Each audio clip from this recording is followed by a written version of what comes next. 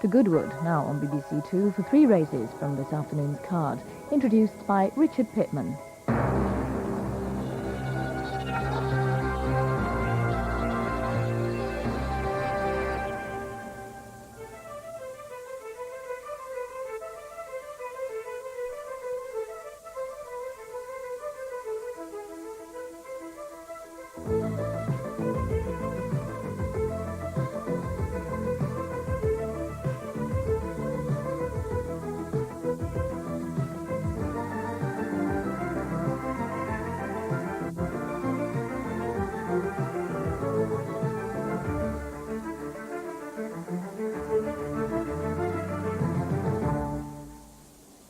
Hello and welcome to the first day of the 2-day meeting here at Goodwood, high on the hill above Chichester Harbour.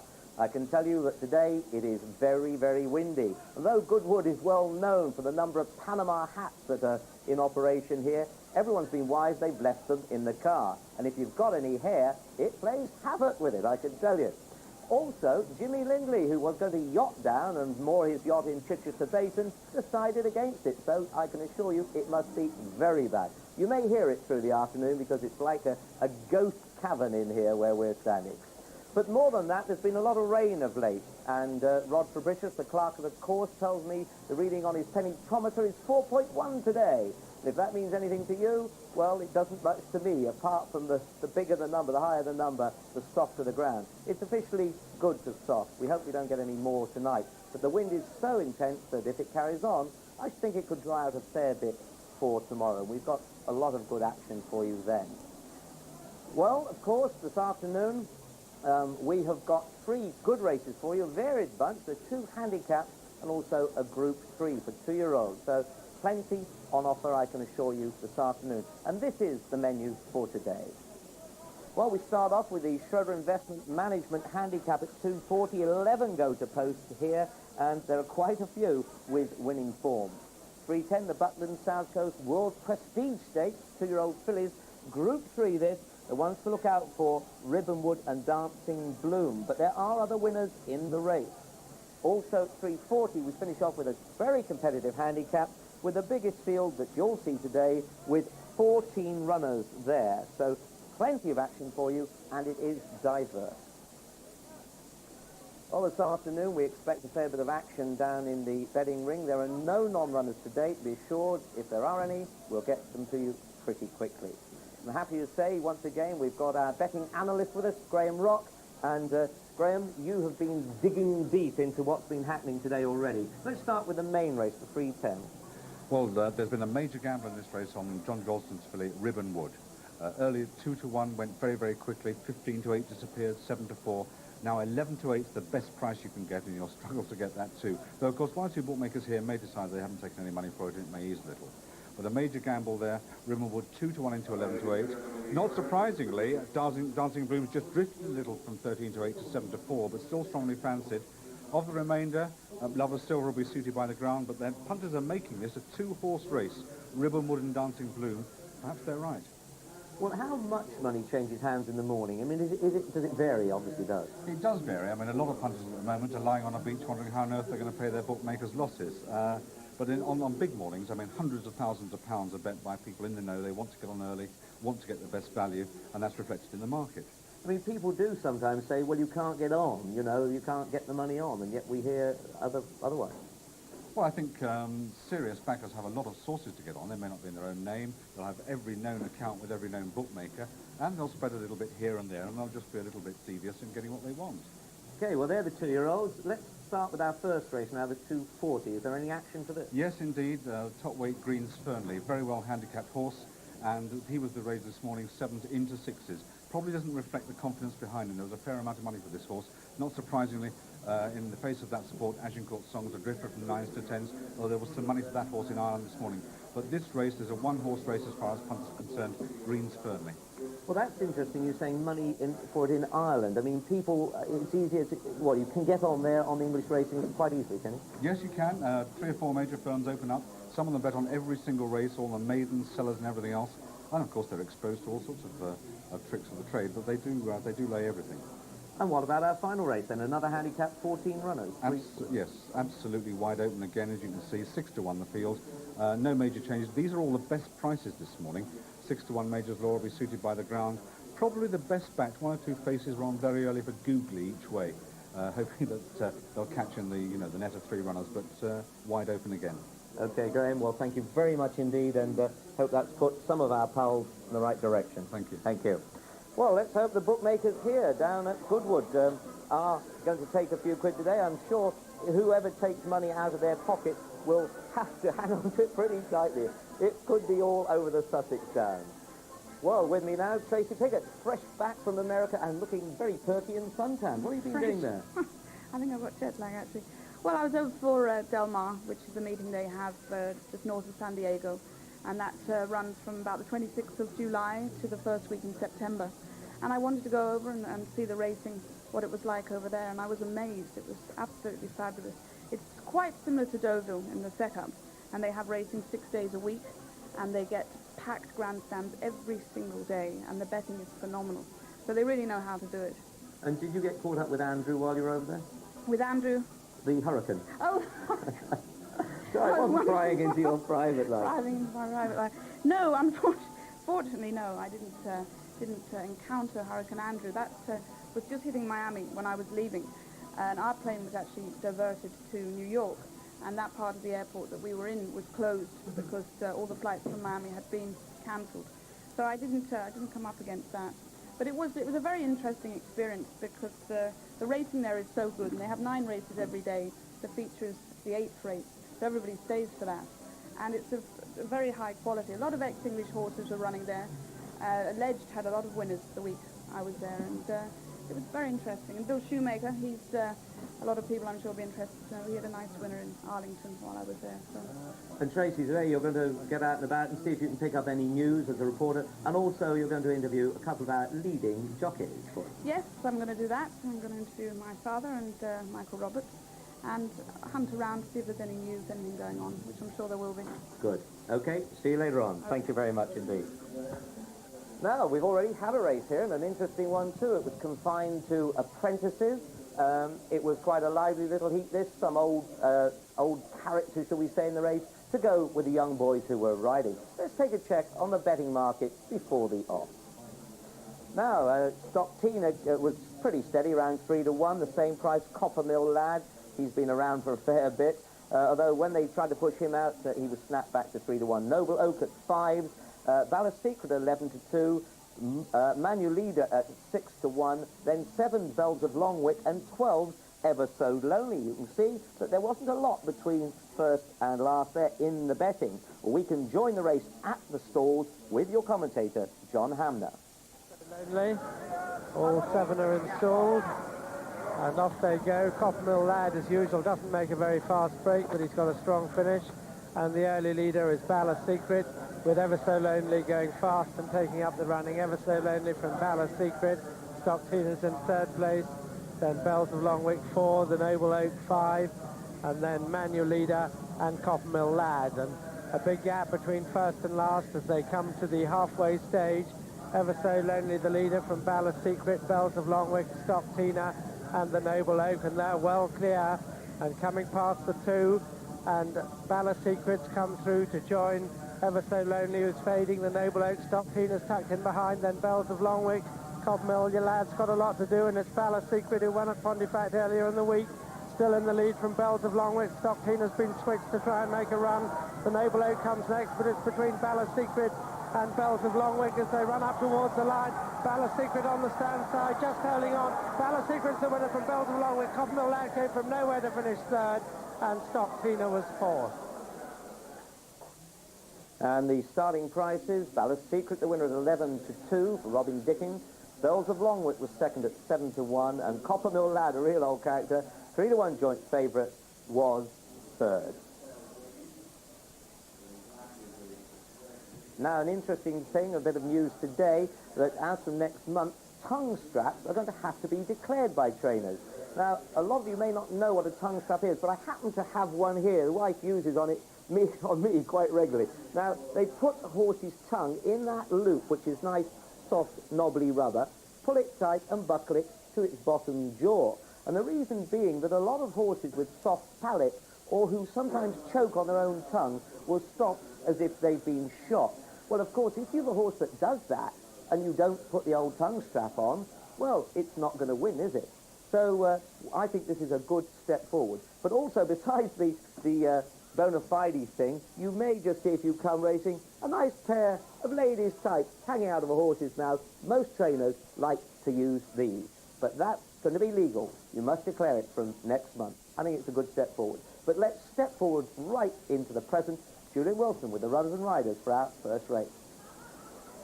Yes, runners and riders to the Schroeder Investment Management Stakes. 11 of them, our first of the afternoon, and they're headed by number 1, Greens Fernley, who's blinkered and ridden by Michael Roberts. 2 is Trooping, Tony Clark. 3, Domitsky, Andrew Tucker, claiming 5. 4 is Agincourt Song, Steve Corson. 5, Jahangir, Lester Piggott. 6, Magnificent, Philip Robinson. 7, Salbing, Richard Hills. 8, Gurra, Tyrone Williams. 9 is Royal Dartmouth, Tim Sprake. 10, Northern Conqueror, Darren Biggs. And 11, Imora, Gary Bardwell, I should say. Going officially good to soft, as Richard said. Good in places. News of betting before we join John Hanmer and Jimmy Lindley. And there's a bit of a run there under Minsky. It opened at 14s, gone down to 10s. But the favourite at the moment is Greens Fernley, 11-2, just favourite from Jahangir, which is 6, and Salbing at the same price.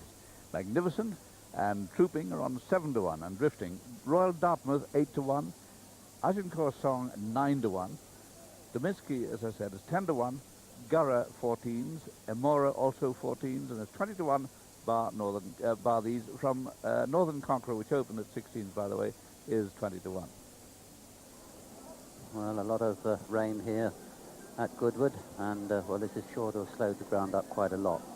You could see a little bit earlier on in the show that they were making quite a big divot, and also there was quite a lot of grass on the track. So I should think the distances are going to take a bit of getting. They've got a mile to run here, right the way we've gone across the view from the stands over to the mile start.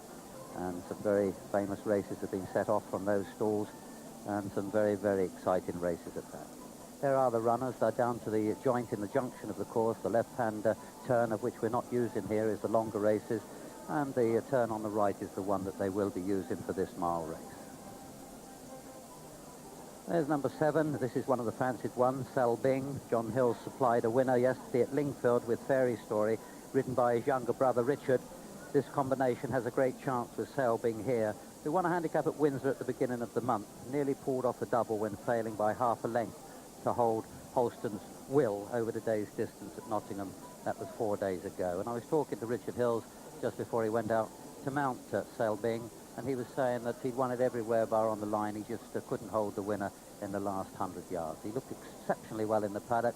John Hills is having a crack in the air with his small string at Lambourne, and Richard Hills seems to have the wind under his sails now. 37 winners, and he's about on the same mark as he was at this time last year, John. He's doing very well, Jimmy. Salbing looks none the worse for his race 4 days ago at Nottingham. It was a pretty hard race, 19-runner handicap, and 3 or 4 were battling it out in the last furlong. Salbing looked as if he was just going to hold on, and then right in the last few strides, Hulston's Will came on the outside and pipped all the ones that were fighting it out. But Salbing had previously beaten Wackle at Windsor. Wackle went on to win his next race easily, and so the form's working out well. Let's find number 2, Trooping, and there he is with Tony Clark in the saddle, just cantering him off. He's trained quite locally at Pulborough by Guy Harwood. Since winning a maiden at Pontefract in June, has run good races in handicap company, and last time up was second to 2 left feet at Salisbury a fortnight ago. However, he was beaten 7 lengths on that occasion, but I think 2 left feet is a pretty useful performer, and he's probably nearly Group 3 standard. And also, one thing that Trooping does like, he likes a little bit of cut in the ground, and I think we'll see that this colt by Auction Ring run a big race today. He's 7-1 from 6-1. John, I thought he looked well in the paddock. He did, Jimmy, and as you say, he likes cut, because at Salisbury, when he was second to 2 left feet, the ground was riding pretty soft there. Before that, over 7 furlongs here, he'd been denied a clear run, but still finished strongly to take 3rd place in an 18-runner handicap won by Rocky Waters. Tony Clark takes the mount, 7 to 1 from 6 to 1. Guy Harwood's horses have been a little bit out of form this season, but seem to be coming back now. Bit of a wind you can see there by the trees. It'll be hitting them crosswind all the way up the straight. The jockeys will have to be well up to their merits here when they've got a dying horse under them, because this is when they need quite a lot of balance. There's number 1. This is Greens Fernley, and a bit of support in the market for this one, as Graham Rock was telling us. Despite running a disappointing 11th of 12 at Ascot on his last start, that was a month ago, could have a good chance here if back to his very best. Prior to that, he'd run a fair race behind Fire Top at Sandown when a close 5th, and that was a pretty hot contest. I think that was Hong Kong Day at Royal Hong Kong Day at Sandown, and his last win, in fact, was over this distance at Windsor nearly a year ago. Michael Roberts in the saddle. He's looking for his 159th winner of the season. Ironically, Michael comes in for the ride as his main rival for the championship. Pat Eddery starts a 5-day suspension today. Pat, of course, would have ridden Greens Fernley for his number 1 retainer, Prince Khalid Abdallah. Now Michael takes the mount on this horse, who's dropped very considerably in the handicap ratings. He was off 100 only about 4 runs ago, and now he's steadily dropped through to 81, so the handicapper's really given him a chance here. Roger Charlton's horses were a little bit out of form early on in June, in fact. Well, there's the bold man himself. This is Lester Piggott on Jahangir. He was a 7-length winner of a maiden on his last start. That was at Kempton 9 days ago, beating Hammond. His only win from 5 starts, in fact. He didn't run as a 2-year-old. He carries a £5 penalty for that. But Lester, well, nobody knows his way round Goodwood better than Lester. He's 7 to 1 from 6 to 1. Let's go and see where some of the others figure. Well, Greens Fernley and Salbing have it between them. They're the joint favourites, 11 to 2. Magnificent is 7 to 1. Jahangir is 7 to 1 also, and Trooping on the same price. Royal Dartmouth 10 to 1. Agincourt Song 10. On 11 to 1, Domiski, rather difficult name to say. Domiski is 11 to 1, having, remember, opened at 14s. Gurra 14 to 1. 16 to 1 is Amora, and Northern Conqueror has drifted right out to 25 to 1. Number 6, the Magnificent, just gone into the stalls, and well, I give him a bit of a chance. He loves the soft ground, John. Yes, when he ran at Newbury the other day, they're off and over to Julian. Yes, they're running, and the Greens Fernley bustled along on the outside, well away. Also up with the leaders is Northern Conqueror on the inside and Trooping.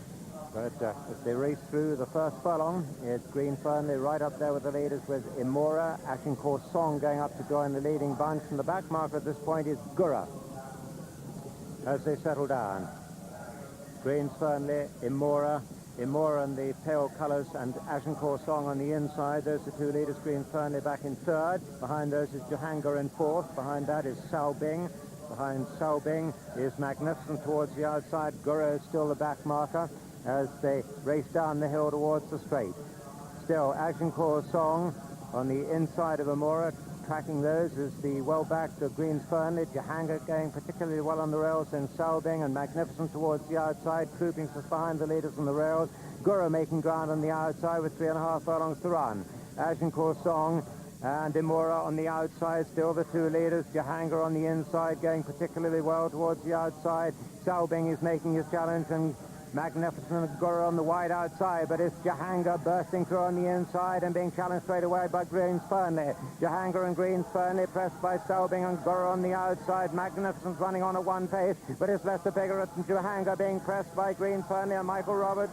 Salbing's back in 3rd, Gurra is 4th, Trooping running on the far rails, but a furlong to run. It's Lester Piggott and Jahangir going clear. Lester Piggott by 2-3 lengths from Greens Fernley, and 2nd, running on into 3rd is Trooping, but it's 1 for Lester. Jahangir goes 4-5 lengths clear. Jahangir wins it cosily from Greens Fernley, and 2nd, Salbing is 3rd. Gurra was just 4th from Trooping. Then Domitsky never got into it. Northern Conqueror and Royal Dartmouth. Then Magnificent, and the field going back to Imora and the early leader Agincourt Song. So the result of the Schroeder Investment Management Stakes, a runaway win for number 5, Jahangir, owned by Mr. J.R. Allitt, trained by Ben Hanbury and ridden by Lester Piggott, his 26th of the season. 2nd, the top weight, number 1, Greens Fernley, owned by Prince Khalid Abdallah, trained by Roger Charlton and ridden by Michael Roberts. And third, number 7, Selbing, owned by Mrs. P. Joubert, trained by John Hills and ridden by Richard Hills. The winner always in a good position, and when Lester pressed the button, the issue was soon beyond doubt, as we can review with Richard. As we join them on the inside, it's Agincourt Song under Steve Cawthon, the John Dunlop trained horse for Lord Chelsea, and looked to be going well, but just have a look on his inside. Steve, very gentlemanly, although I'm sure he didn't mean to, moved over and gave a gap for Lester to come through. You could have driven a bus through that one. In fact, I think Agincourt Song was drifting off the rails all the time there, but given that office, Lester was not slow to take it. He went flying for home. He took a peep round and saw that there weren't too many dangers coming. Greens Fernley, who was bought originally as the lead horse for one of the Derby horses, Quest for Fame, for Roger Charlton, earning some corn here, but he's not going to get there. Selbing, who'd always been there or thereabouts, battles on very bravely, but not bravely enough, and Trooping can give no more. But Lester is just hands and heels here. It's his 26th winner of the season, and isn't it marvellous to see him coming back with such an incredible rattle, because he really does seem to enjoy his racing now. I don't know about pressure. He never did bow to pressure, but he's riding because it's his lifeblood. A look back, a cheeky look back, and he can see that it's about 4 lengths there to Greens Fernley in second place, but there was only one in it from a very long way out. Officially, it's a photo for third between Selbing and Gurra. Certainly looked like Selbing on our photograph. The winner, bred by Avia Riddle Martin in Ireland, and returned at 7-1. Quite a price for this colt, this Balladrock colt, who showed considerable improvement in winning his maiden race over a mile at Kempton last time out on the Wednesday evening of the York meeting. Won that one by 7 lengths. He's won almost as easily today, and this a really progressive horse. Lester Piggott with a really strong book of rides today. He rides Dancing Bloom in the big race, and in the following race, another good ride for Ben Hanbury and Sovereign Pain. And that is Leicester's 194th winner at Goodwood. 22nd of the season for Ben Hanbury, one of many trainers whose horses seem to run into a bit of a stone wall halfway through the season. But the last 2 or 3 weeks have seen some productive performances. And this a typical son of Balladrock. And there you are, old stone-faced, once again, half of a smile wreathes those well-worn features. Just to think that he rode his first winner here over 40 years ago. Frank Crozier, just on the right, just out of picture on the right, now assistant trainer.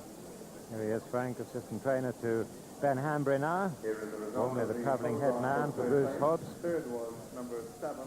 Selbing is confirmed as third, and Gurra, number 8, is fourth. Jahangir.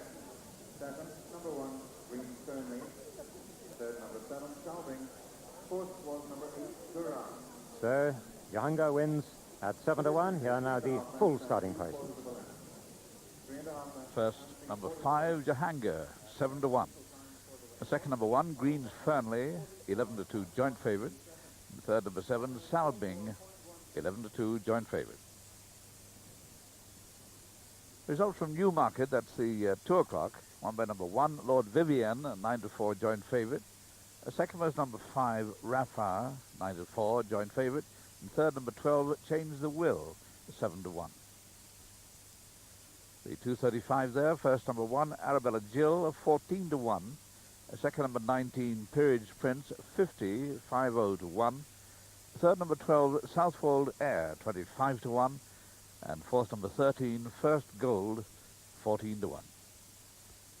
And first, the 220, first number 8, Persian Traveller, 7-1. The second, number 15, Take Your Partner, 14-1. And the third, number 16, Touch and Glow, 25-1. Secondly, the first number 5, Well, of course, there are many fine studs in the British Isles and many all around the world. But today, one comes on the market that hasn't been available for a very long time. It's the Chittick Berry stud, formerly owned by the late Jim Joel, and before him his father Jack. But it was founded over a century ago by the furniture manufacturer who made fortunes, and that was, of course, the John Blundell Maple. Over a century, it's been a stud. Since the Joels had it, and that was about, in the early 1900s, 10 classic winners have been produced there, but a lot more. There's a whole heap of history in this Hertfordshire stud. Now, it's a chance to look back at this historic place.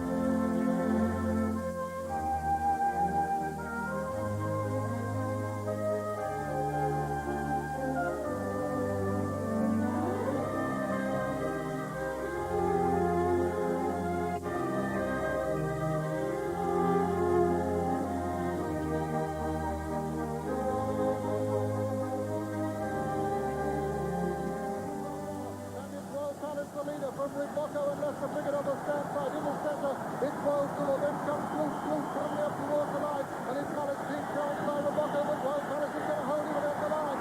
Wold Collins is going to win the match.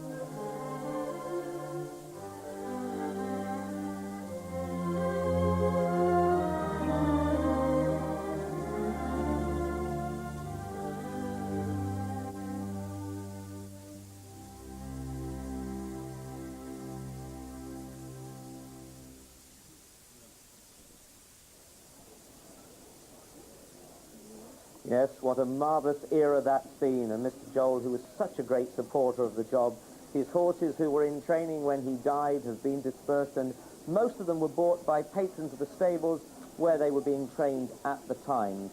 He did, of course, leave Her Majesty Queen Elizabeth, Queen Mother, the choice pick of the horses he had in training at the time, and she will be continuing. Obviously, the horse will be running in her colours. It was one trained by Tim Thompson-Jones.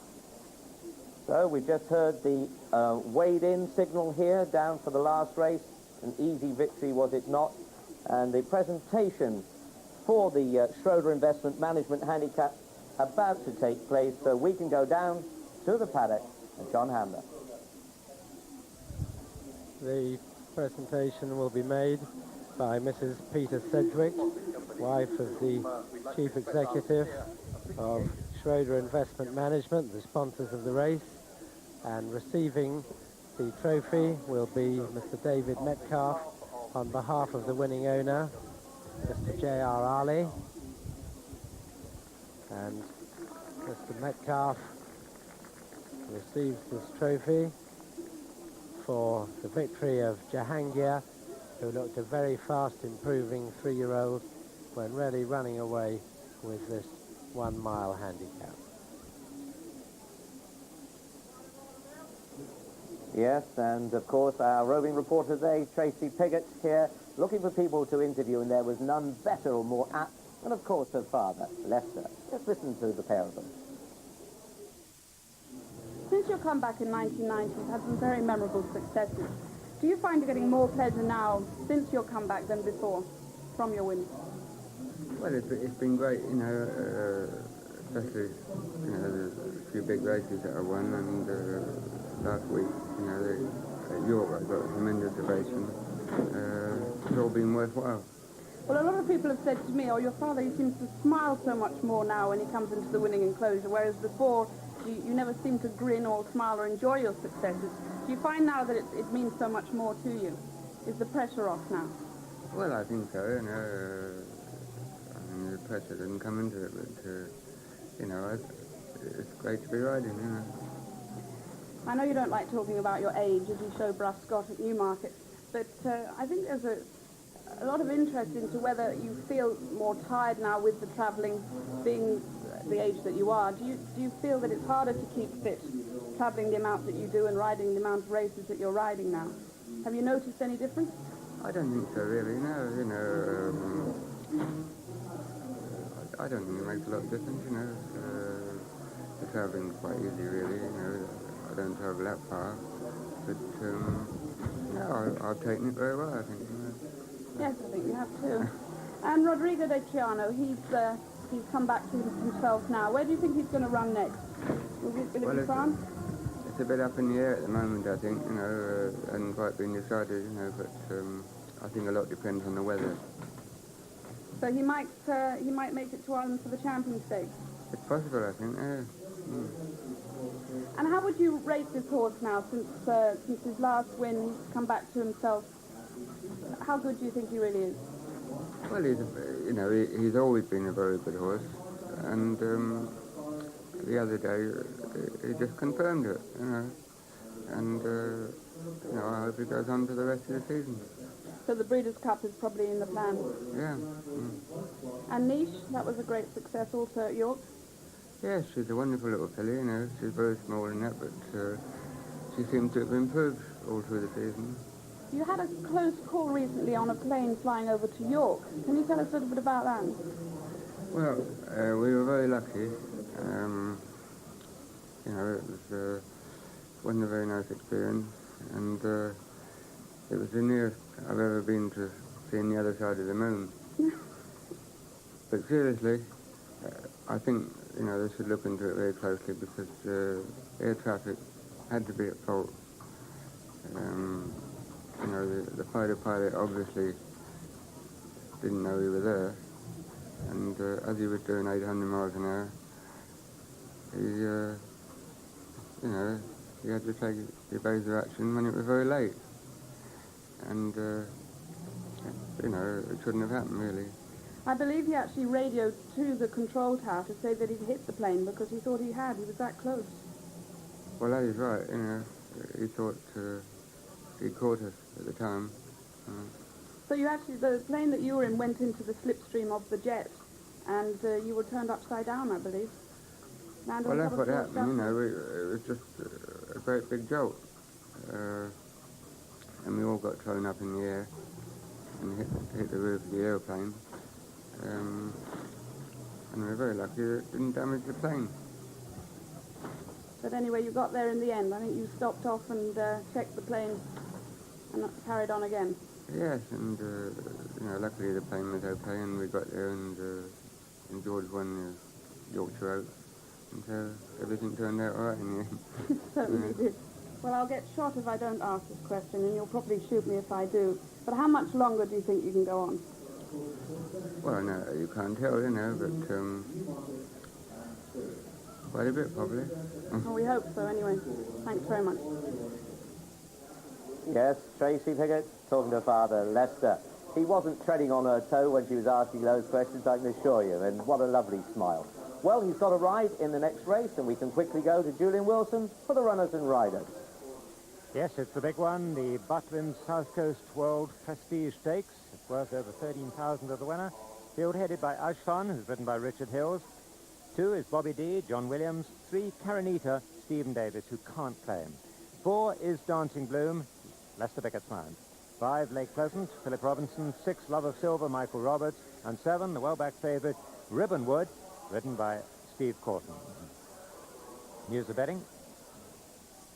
Yes, well backed indeed. Ribbonwood is the strong favourite, 6-5. Dancing Bloom, the nearest, 9-4. Ashfan, 5-1.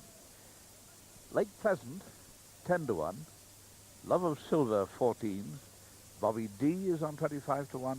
And Karanita is the outsider at 33-1. Yes, it looks a two-horse race, doesn't it? But funny things happen, especially with 2-year-olds. Anything in this ground and this wind could affect them. But nevertheless, do join us again after you've been off for the news, and you'll see the outcome of the race. It's Moira Stewart.